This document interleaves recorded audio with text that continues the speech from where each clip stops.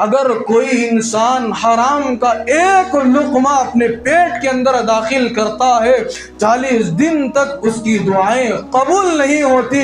حضرت نے کہا کہ اگر کوئی انسان، اگر کوئی مسلمان، اگر کوئی دکان چلانے والا تاجر، اگر کوئی بزنس کرنے والا بزنس مین، اگر کوئی چیز بیچتا ہے، اس چیز کے اندر عیب ہے، اس چیز کے اندر نقصان ہے، اس چیز کے اندر اگر کوئی آدمی لیتا ہے تو خسارہ اٹھانا پڑے گا، اس چیز کا نقصان بتائے بغیر اگر کوئی مسلمان بیچتا ہے، حضرات علماء نے فرمایا گڑھے قبر کے گڑھے میں داخل ہونے تک اس انسان پر خدا کا غضب نازل ہوتا رہے گا۔ کتنی بڑی بات ہے۔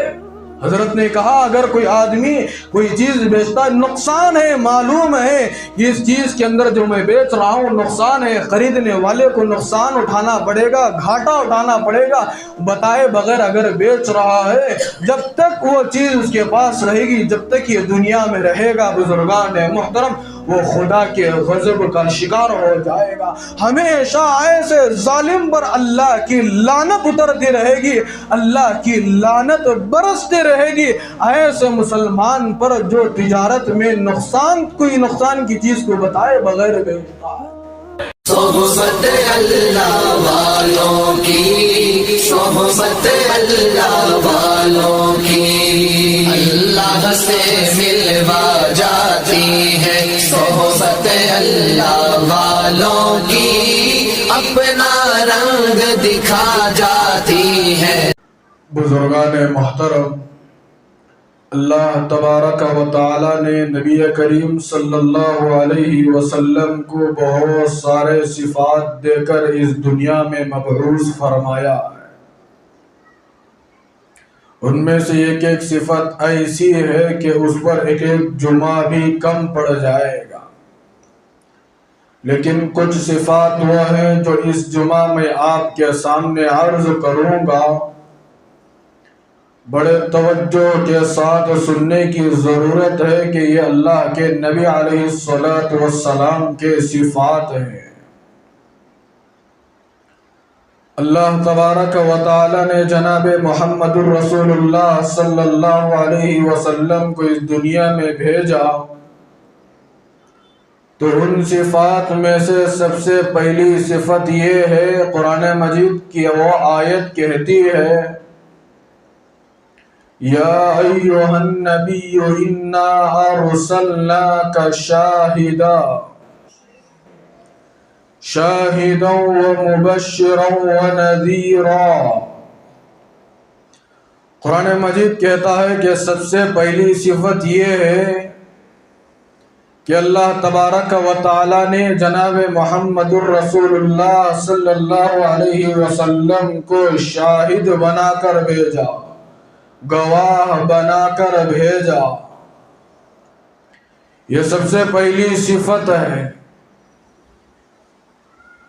نبی کریم صلی اللہ علیہ وسلم جب کفار مکہ کے پاس اللہ کی ایک ہونے کی دعوت کو لے کر گئے اور کہا کفار مکہ سے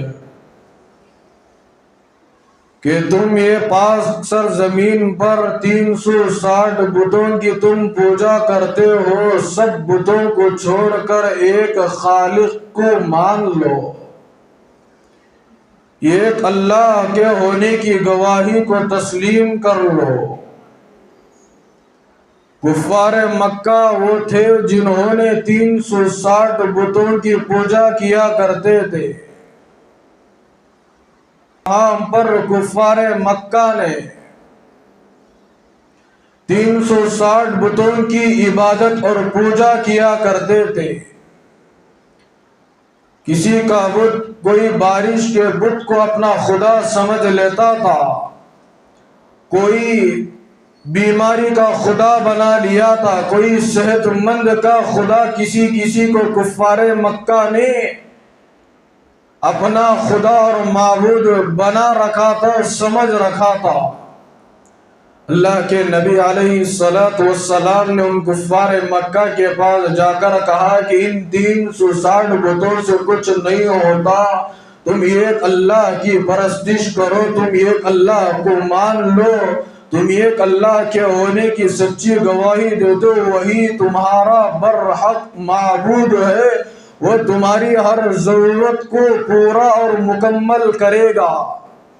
تو کفار مکہ جناب محمد الرسول اللہ صلی اللہ علیہ وسلم کے خلاف کھڑے ہو گئے، کہا کہ یہ 360 بتوں کے سامنے ہم اپنی ضرورت کو رکھتے ہیں، ان 360 بتوں کے سامنے ہم اپنی حاجتوں کو رکھتے ہیں، ہم اپنی تمام خواہشات کو رکھتے ہیں، اس کے باوجود یہ 360 بت ہو کر ہماری ضرورتوں کو مکمل نہیں کرتے، ہمارے حاجتوں کو مکمل نہیں کرتے، ہمارے مسائل کو حل نہیں کرتے۔ تم ہمارے میں سے ایک انسان ہو، تم ہم کے درمیان آ کر یہ کہہ رہے ہو یہ 360 بتوں کو چھوڑ کر ایک خالق کو مان لو، یہ ہم سے ہو نہیں سکتا۔ یہ سارے کفار مکہ مل کر اللہ کے نبی کے خلاف کھڑے ہو گئے۔ کہا قرآن مجید کی وہ آیت ہے اجعل الآلہۃ الہ واحدا ان ھذا لشیء عجاب قاف والقرآن المجید بل عجبوا ان جاءهم منذر منهم فقال الكافرون هذا شیء عجیب۔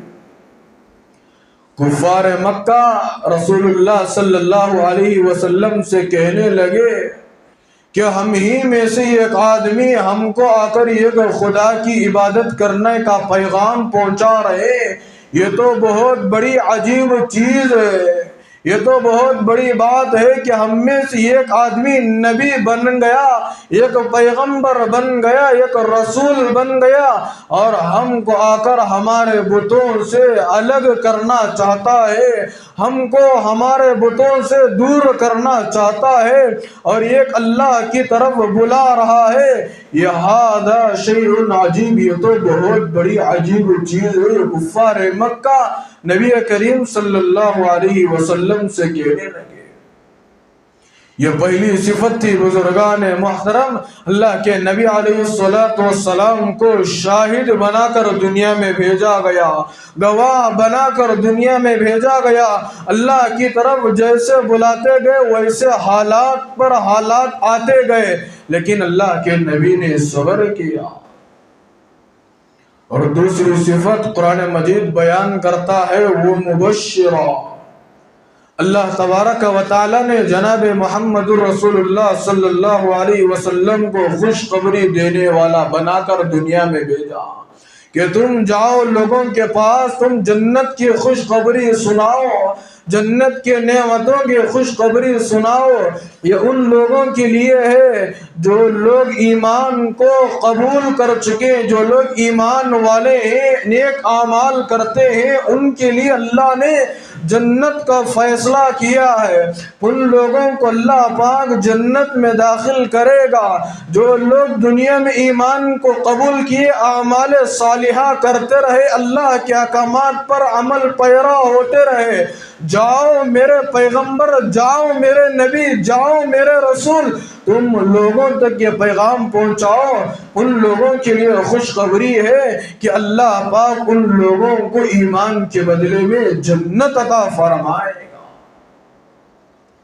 اور بھی بہت ساری صفات ہیں، ان صفات میں سے یہ بھی صفت ہوتی ہے جو آدمی اللہ کی طرف سے کبھی آزمائشیں آتی ہیں، کبھی حالات آتے ہیں، کبھی مصیبتیں آتے ہیں، کبھی امتحانات سے گزرنا پڑتا ہے، جو آدمی صبر کرتا ہے، ایسے صبر کرنے والے انسان کے بارے میں بھی اللہ کے نبی علیہ السلام نے کہا کہ یہ بھی جنتی ہے۔ وبشر الصابرین، اللہ پاک کہہ رہے جاؤ صبر کرنے والوں کو یہ بشارت سنا دو، مصیبتوں پر صبر کرتے ہیں ان کے لیے تو دنیا میں اجر ہے ہی، لیکن یہ خوشخبری ہے ان لوگوں کے لیے بھی جنت کا وعدہ اللہ پاک نے کیا ہے۔ وبشر الصابرین، آنے والے حالات میں کبھی لوگوں کے سامنے جا کر شکایت نہیں کرتے، وہ کہتے ہیں الذین اذا اصابتهم مصیبہ، جب کوئی مصیبت ان کو پہنچتی ہے، جب کوئی مصیبت ان تک آتی ہے، وہ کہتے ہیں یہ مصیبت تو اللہ کی طرف سے آئی ہوئی ہے۔ قالوا انا للہ وانا الیہ راجعون، آنے والی مصیبت پر وہ صبر کرتے ہیں اور کہتے ہیں کہ یہ تو اللہ کی طرف سے آئی ہوئی مصیبت ہے، یہ تو اللہ کی طرف سے آئی ہوئی آزمائش ہے، یہ تو اللہ کی طرف سے آئے ہوئے امتحانات ہے، صبر کرنا پڑے گا۔ جو آدمی ایسے آزمائشوں پر صبر کرتا ہے اور کہتا ہے کہ یہی مصیبت اللہ کی طرف سے آئی ہوئی ہوگی اور ہم سب کو اللہ کی طرف لوٹنا ہے، جو آدمی الفاظ کہتا ہے، بزرگان محترم ایسے لوگوں کے لیے بھی خوشخبری سنا دو کہ اللہ پاک نے ان کے لیے بھی جنت کا وعدہ کیا۔ دنیا میں، یہ دنیا تو امتحان گاہ کی جگہ ہے، کبھی چھوٹی مصیبت آتی ہے، کبھی بڑی مصیبت آتی ہے، کبھی چھوٹے امتحان سے گزرنا پڑتا ہے، کبھی بڑے امتحان سے گزرنا پڑتا ہے۔ آدمی کی زبان پر کبھی شکایت نہیں ہونا چاہیے۔ جو آدمی صبر کرتا ہے، یہ نبی کی صفات میں سے یہ صفت ہے، جو آدمی آنے والے حالات پر صبر کرتا ہے، اللہ پاک اس صبر کے بدلے میں اسے جنت عطا فرمائے۔ اسی لیے اللہ کے نبی علیہ السلام نے ایک مرتبہ حضرات صحابہ کرام کی ایک بہت بڑی جماعت تشریف فرما تھی، بہت بڑی جماعت اللہ کے نبی کی خدمت میں حاضر خدمت ہے، بیٹھی ہوئی اللہ کے نبی کی واعظ و نصیحت کو سن رہی ہے۔ اللہ کے نبی علیہ السلام نے حضرات صحابہ کرام کے درمیان کہا، میں ایک ایسے شخص کو اس مجمع کے اندر جانتا ہوں، ایک ایسے شخص کو میں اس مجمع کے اندر پہچانتا ہوں، میں اس کو بھی جانتا ہوں، اس کے ماں باپ کو بہت قریب سے جانتا ہوں، اس کے خاندان اور قبیلے کو بھی بہت قریب سے جانتا ہوں۔ اللہ کے نبی علیہ السلام نے کہا کہ اس مجمع کے اندر ایک ایسا اللہ کا بندہ ہے، جب وہ جنت میں داخل ہوگا، جب وہ جنت میں جائے گا، جنت کا ہر دروازہ اس آدمی کو، اس انسان کو اپنی طرف بلائے گا۔ حضرات صحابہ کرام کی بہت بڑی جماعت موجود ہے، بڑے بڑے صحابہ اللہ کے نبی کی مجلس میں بیٹھے ہوئے۔ اللہ کے نبی نے کہا کہ ایک ایسا انسان اس مجمع کے اندر بیٹھا ہوا ہے، جب وہ جنت کے اندر قدم رکھے گا، جنت کا ایک دروازہ نہیں بلکہ ہر دروازے سے یہی پکار ہوگی، یہی صدا آئے گی، یہی ندا آئے گی، یہی پکار آئے گی کہ تم ہمارے دروازے سے جنت کے اندر داخل ہو جاؤ، تم ہمارے دروازے سے جنت کے اندر انٹری کر لو، تم ہمارے دروازے سے جنت کے اندر داخل ہو جاؤ۔ جنت کے 8 دروازے سے، جنت کے ہر دروازے سے یہ صدا آئے گی۔ اللہ کے نبی علیہ السلام نے جب اس جملے کو کہا کہ جب جنت میں ایسا آدمی داخل ہوگا تو جنت کا ہر دروازہ اس آدمی کے لیے استقبال کرے گا۔ ارے کتنے بڑی خوش نصیبی کی بات ہے، دنیا ہی میں جنت کی بشارت۔ چلو جنت کی بشارت تو بشارت، اور جنت کا ہر دروازہ اس انسان کو اپنی طرف بلا رہا ہے، یہ تو بہت بڑی بات ہے۔ اللہ کے نبی نے کہا۔ حضرت صحابہ کرام کے درمیان سب سے پہلے حضرت ابوبکر صدیق رضی اللہ تعالیٰ بڑے ادب کے ساتھ کھڑے ہوئے، پوچھا اللہ کے نبی علیہ السلام، ایک میرا چھوٹا سا سوال ہے، چونکہ اللہ کے نبی ہے، اتنا بڑا سوال اللہ کے نبی سے کرنے جا رہے ہیں۔ اللہ کے نبی نے کہا کہ یہ جنت میں جب جائے گا تو ہر دروازہ اپنی طرف بلائے گا۔ حضرت ابوبکر کھڑے ہوتے مجمع میں، پوچھتے اللہ کے نبی صلی اللہ علیہ وسلم، وہ کون سا شخص ہوگا جس شخص کو جنت کا ہر دروازہ اپنی طرف بلائے؟ حضرت ابو بکر صدیق رضی اللہ تعالیٰ عنہ نے کہا اللہ کے نبی سے، اللہ کے نبی صلی اللہ علیہ وسلم وہ تو بہت بڑا اللہ کا مقرب بندہ ہوگا، اللہ کے نبی صلی اللہ علیہ وسلم وہ تو تہجد گزار ہوگا، وہ تو نمازی ہوگا، وہ تو تقوی اور طہارت کے ساتھ زندگی گزارنے والا ہوگا۔ اللہ کے نبی صلی اللہ علیہ وسلم اس کے دل کے اندر تو خوف خدا ہوگا، اللہ کے نبی صلی اللہ علیہ وسلم وہ تو اللہ کا بہت بڑا مقرب بندہ ہوگا۔ اللہ کے نبی علیہ السلام نے حضرت ابو بکر صدیق رضی اللہ تعالیٰ عنہ سے کہا، اے ابو بکر صدیق وہ کوئی اور نہیں ہوگا بلکہ وہ تو ہی ہوگا۔ جب تو جنت میں جائے گا تو جنت کا ہر دروازہ تجھے اپنی طرف بلائے گا۔ حضرت ابو بکر صدیق رضی اللہ تعالیٰ عنہ کے متعلق اللہ کے نبی نے دنیا ہی میں جنت کی بشارت سنا دی۔ میں نے اس سے پہلے آپ کے سامنے کہا تھا، ایک ہی مجلس میں اللہ کے نبی نے کہا کہ 10 صحابہ وہ ہے جن کو عشرہ مبشرہ کہا جاتا ہے۔ 10 صحابہ کے بارے میں اللہ کے نبی نے کہا کہ یہ سب جنتی ہے، سب جنتی ہے۔ ان میں سے سب سے پہلا نمبر حضرت ابو بکر رضی اللہ تعالیٰ عنہ۔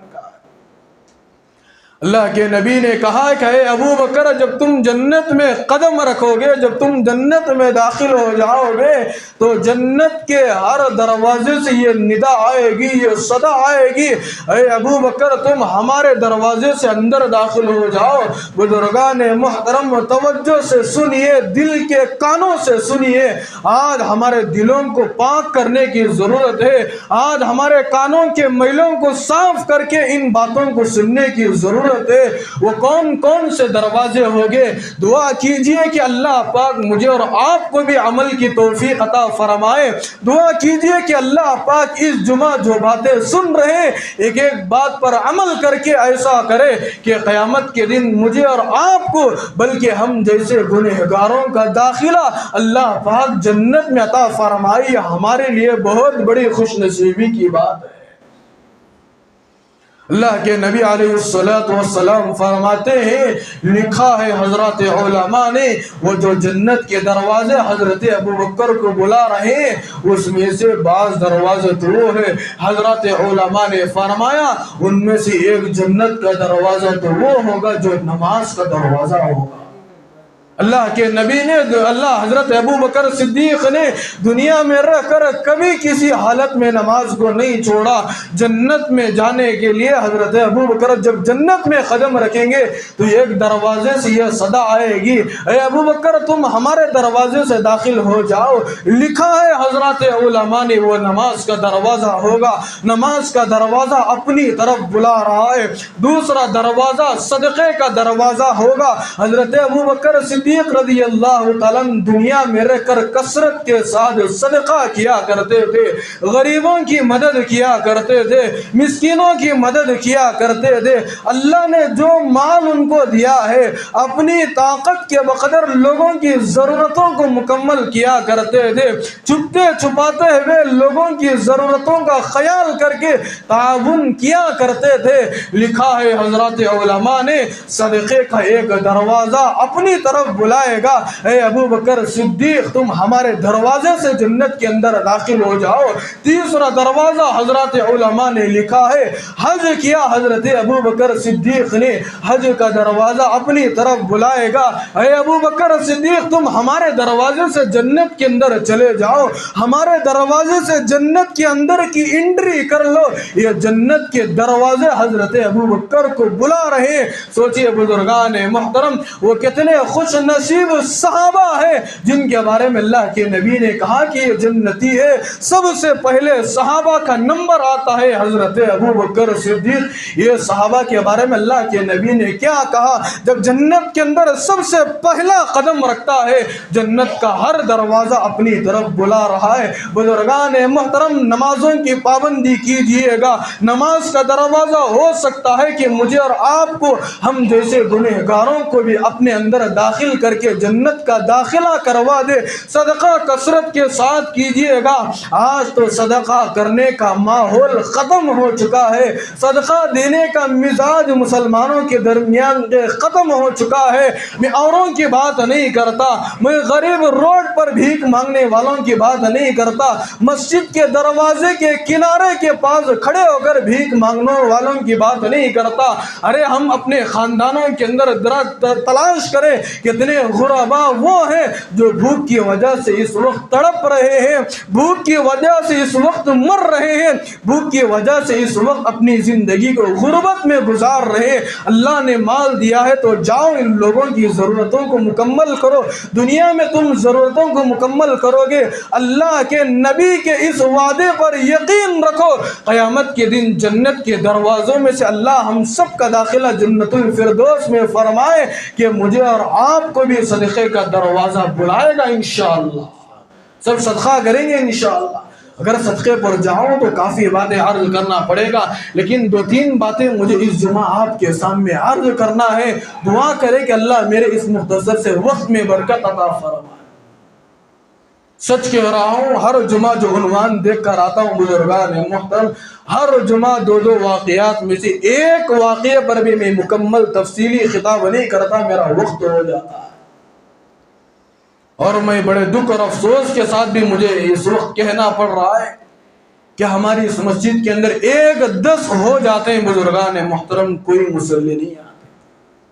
بہت افسوس ہوتا ہے، بہت درد ہوتا ہے، بہت دکھ ہوتا ہے۔ جمعے کی اذان 12:30 پر ہو رہی ہے اور ہم لوگ جمعہ کی نماز پڑھنے کے لیے کب آتے ہیں؟ خطاب ختم کر کے جب ممبر پر خطیب ممبر پر چڑھ کر خطبہ دینے کے لیے کھڑے ہوتا ہے، اس وقت دوڑتے ہوئے نماز کے لیے آتے ہیں، سلام پھیر دی، بھاگ کر چلے جاتے ہیں۔ قرآن اور حدیث کی بات کون سنے گا بزرگان محترم، مجھے بتائیے۔ آج ہمارے درمیان قرآن اور حدیث کی باتیں سننے کا مزاج ختم ہو گیا۔ ارے جمعہ اللہ نے دیا، اللہ کا شکر ادا کیجئے۔ پہلی امت کے لوگوں کو اللہ نے جمعہ عطا نہیں کیا تھا، اللہ نے نبی صلی اللہ علیہ وسلم کی امت کو جمعہ جیسا خوش دن اللہ نے عطا کیا ہے۔ جمعے میں ایک دن ہم آدھا پونا گھنٹہ اللہ اور اس کے رسول کے پیغامات کو سننے کے لیے وقت نہ دے تو مجھے بتائیے ہم سے بڑا بد نصیب انسان کون ہوگا؟ مجھے بتائیے۔ سچ کہہ رہا ہوں، ایک عنوان میرا کوئی جمعہ آج تک مکمل نہیں ہوا، عنوان ختم ہونے سے پہلا میرا وقت ختم ہو جاتا ہے، اور جمعے کے بعد جا کر لوگ یہ شکایت کرتے ہیں آج تو مسجد کے امام صاحب، مسجد کے خطیب صاحب تو 5 منٹ نماز تاخیر سے کھڑا ہے۔ افسوس کے ساتھ مجھے کہنا پڑ رہا ہے، ارے کس کا پیغام ہم جمعے میں سن؟ اللہ کا پیغام سن رہے ہیں۔ غزہ کے حالات کو آپ نے سنا ہوگا، آج لوگ وہاں پر اللہ اور رسول کے پیغامات کو سننے کے لیے ترس رہے ہیں، خون کے آنسو رو رہے ہیں۔ ان ظالموں نے ایک مسجد کو بھی غزہ کے اندر نہیں چھوڑا۔ نماز پڑھنے کے لیے آج وہ چھتوں کے نیچے کھڑے ہو کر جب نماز کے لیے رکعت باندھتے ہیں، خدا گواہ ہے بزرگان محترم، ان کو یہ بھی اس بات کا علم نہیں ہوتا کہ ہم نماز پڑھ رہے ہیں، نماز ختم ہونے تک کہیں ہماری زندگی ختم نہ ہو جائے۔ تکبیر باندھ کر کھڑے ہوتے ہیں، اس بات کا ڈر اور خوف ہوتا ہے کہ کہیں نماز کے درمیان کہیں ہمارے اوپر بمباری نہ ہو جائے اور کہیں ہمارا انتقال نہ ہو جائے۔ وہ مسجد کی 4 دیواری چھوڑ کر وہ باہر جانا نہیں چاہتے، لیکن آج افسوس کی بات ہے کہ آج کا مسلمان دکان چھوڑ کر، تجارت چھوڑ کر، گھر چھوڑ کر، بیوی بچوں کو چھوڑ کر مسجد آنا نہیں چاہ رہا ہے۔ بزرگان محترم، آج ہمارے دل پتھر سے بھی زیادہ سخت ہو چکے ہیں۔ بدلیے بزرگان محترم، اپنی زندگیوں کو بدلیے، اپنے دلوں کو بدلنے کی ضرورت ہے۔ صرف جمعہ میں آ کر بیان سن کر، ایک کان سے سن کر ایک کان سے چھوڑ کر جانے کا نام مسلمان نہیں ہے۔ میں کئی مرتبہ کہہ چکا ہوں، جب آپ جمعے کے بیان میں آتے ہیں یا کسی دینی مجلس میں جاتے ہیں، آنے سے پہلے اپنے دل کو پاک کر کے آئیے۔ یہ اللہ کے گھر میں آ کر بیٹھ رہے ہیں، قرآن کی بات سن رہے ہیں، حدیث کی بات سن رہے ہیں۔ اللہ کرے کہ ایک ایک بات ہمارے دلوں کے اندر پیوست ہو جائے، اللہ ہماری زندگیوں کو بدل ڈالے۔ الغرض بزرگان محترم، جمعہ میں جلد آنے کی فکر فرمائے۔ اللہ میرے وقت وقت میں برکت عطا فرمائے۔ تو میں وہ بات عرض کر رہا تھا حضرت ابو بکر صدیق سے، جنت کا ہر دروازہ کہے گا ابو بکر صدیق تم یہاں سے داخل ہو جاؤ، یہاں سے داخل ہو جاؤ۔ یہ اللہ کے نبی علیہ السلام نے کہا تھا۔ سب سے پہلے صحابی رسول جن کے بارے میں اللہ کے نبی نے کہا ابو بکر فی الجنہ، دوسرے صحابی کے بارے میں کہا عمر فی الجنہ، عثمان فی الجنہ، علی فی الجنہ۔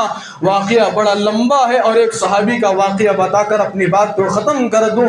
5ویں صحابی کا نمبر آتا ہے طلحہ فی الجنہ، زبیر فی الجنہ، 6 صحابی کا نام ہے حضرت عبد الرحمن ابن عوف فی الجنہ۔ یہ 7ویں نمبر پر یہ صحابی کا نمبر آتا ہے۔ حضرت عبد الرحمن ابن عوف رضی اللہ تعالی عنہ کے متعلق ایک لمبی سیرت حضرت علماء نے لکھا ہے کہ یہ سب سے بڑے مالدار تھے۔ اللہ کے نبی علیہ السلام نے کہا کہ حضرت عبد الرحمن ابن عوف جو مالدار تھے، اس سے بڑا مالدار نہ کبھی گزرے ہوئے زمانے میں گزرا ہے، نہ کبھی اتنا بڑا مالدار دنیا میں پیدا ہوگا۔ اتنے بڑے مالدار حضرت عبد الرحمن ابن عوف دنیا میں گزرے ہیں۔ اللہ کے نبی علیہ السلام نے کہا حضرت عبد الرحمن ابن عوف فی الجنہ، ان کی بہت بڑی تجارت تھی۔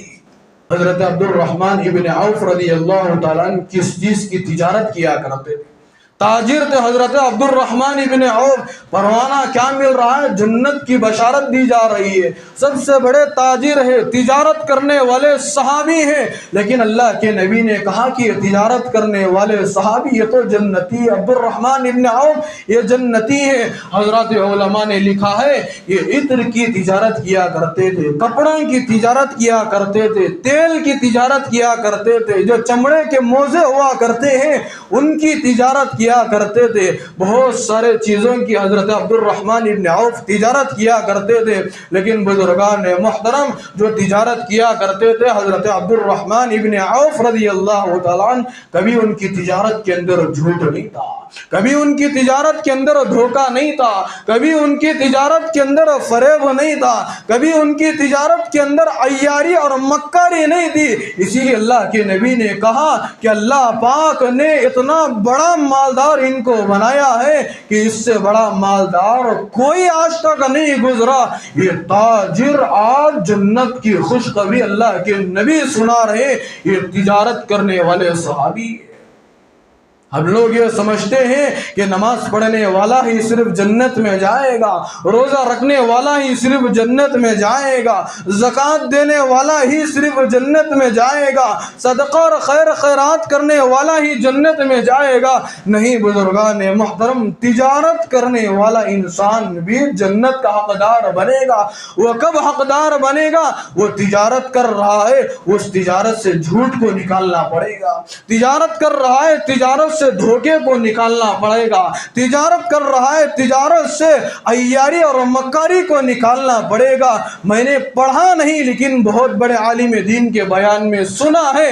ابھی حال ہی میں حضرت مولانا پی ایم مزمل صاحب دامت برکاتہم حضرت کے بیان میں سن رہا تھا، حضرت نے کہا، حضرت مولانا قاری طیب صاحب علی الرحمہ جو دارالعلوم دیوبند کے محتمم رہے، انہوں نے کہا کہ حضرت کہا تھا اگر کوئی انسان حرام کا ایک لقمہ اپنے پیٹ کے اندر داخل کرتا ہے 40 دن تک اس کی دعائیں قبول نہیں ہوتی۔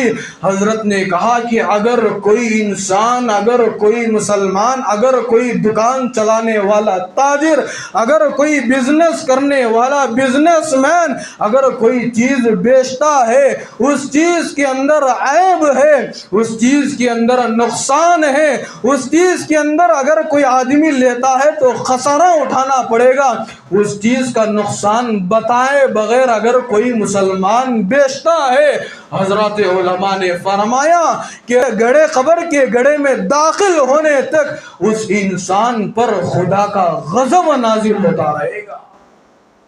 کتنی بڑی بات ہے۔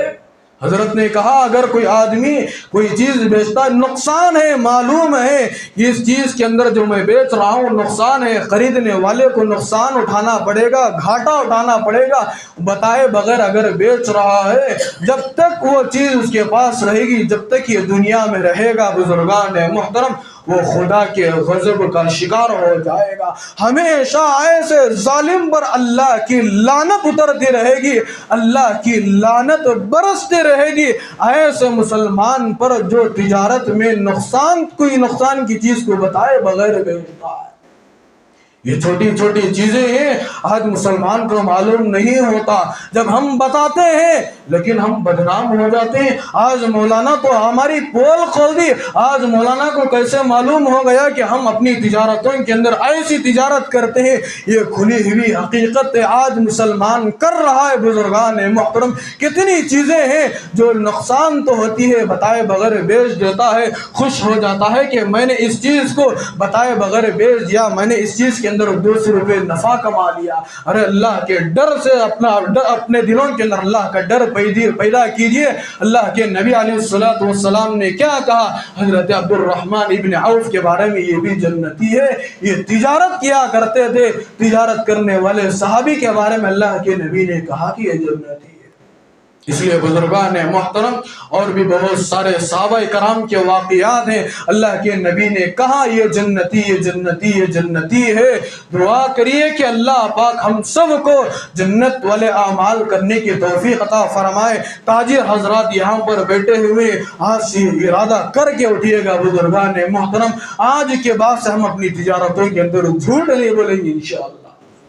آج سے ہم اپنی تجارتوں کے اندر جھوٹ نہیں بولیں گے، جھوٹی قسمیں نہیں کھائیں گے، وعدہ خلافی نہیں کریں گے۔ ان کو سامنے رکھ کر تجارت کیجئے، حلال طریقے سے تجارت کرنا ہے، اگرچہ کہ منافع کم آ رہا ہے، اللہ پاک اس روزی کے اندر ضرور برکت عطا فرمائیں گے۔ جو امانت داری کے ساتھ آدمی تجارت کرتا ہے، جو امانت داری کے ساتھ چیزوں کو فروخت کرتا ہے، تھوڑے سے مال کے اندر اللہ پاک برکت عطا فرماتے ہیں۔ اللہ پاک سے دعا کیجئے اللہ پاک مجھے اور آپ کو اپنی تجارتوں کے اندر سچائی اور امانت داری کے ساتھ تجارت کرنے کے ہم سب کو توفیق عطا فرمائے، آمین۔ وآخر دعوانا ان الحمدللہ رب العالمین۔ صحبت اللہ والوں کی، صحبت اللہ والوں کی، اللہ سے ملوا جاتی ہے۔ صحبت اللہ والوں کی اپنا رنگ دکھا جاتی ہے۔